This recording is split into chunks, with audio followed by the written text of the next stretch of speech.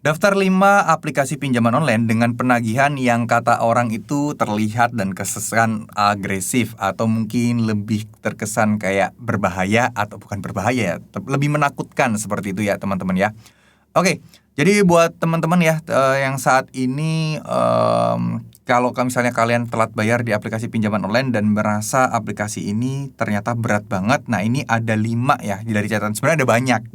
Sebenarnya ada banyak. Cuman dari 5 ini yang menurut saya kalau misalnya teman-teman pengen tahu yang lebih agresif atau penagihannya itu lebih kayak banyak gitu ya teman-teman ya. Yang pertama adalah Aku Laku. Itu udah pastinya karena banyak banget DC-nya dan hampir tersebar di seluruh kota yang ada di Indonesia.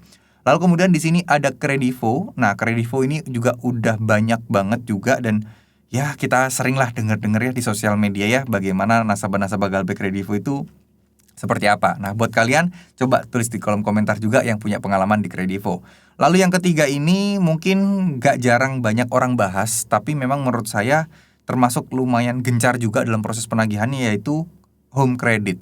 Bahkan DC lapangannya pun hampir tersebar di pelosok-pelosok Indonesia juga. Ya mungkin tidak sebanyak Aku Laku ataupun Kredivo, tapi dia cukup banyak banget teman-teman. Dan bahkan di daerah-daerah kayak Sulawesi Tenggara, itu pun bahkan juga ada gitu ya. Terus kemudian di sini ada Kredit Pintar. Kredit Pintar termasuk salah satu juga yang banyak DC lapangannya juga. Termasuk cukup gencar juga. Dan lumayan hampir di kota-kota besar itu ada semuanya gitu ya. Dan saya yakin teman-teman semua juga pada tahu Kredit Pintar termasuk salah satunya. Lalu kemudian ada Tunaiku. Nah, Tunaiku ini merupakan apa ya, pinjol yang mirip-mirip seperti aplikasi pinjol yang lain, tapi dia itu backingannya itu kuat karena memang dia kayak punya dari bank Arta atau bank siapa ya, saya lupa ya teman-teman ya.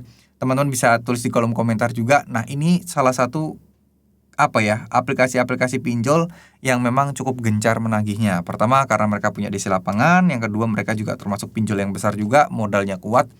Jadi ya udah pasti kalau kalian gagal bayar atau telat bayar di pinjol tersebut, udah pasti akan lebih berat lah seperti itu. Tapi seberat-beratnya sekali lagi tetap mengikuti aturan yang ada dan seberat-beratnya pinjol-pinjol ini juga insya Allah tidak akan membuat teman-teman itu stres, tidak akan membuat teman-teman itu sampai masuk penjara, membuat hidup kalian hancur, enggak ya. Mereka masih mengikuti aturan, selama kalian ngerti aturannya, selama kalian paham aturannya, insya Allah akan baik-baik saja. Tidak akan dipenjara hanya karena telat bayar dan gagal bayar di aplikasi pinjol. Ya, terima kasih. Wassalamualaikum warahmatullahi wabarakatuh.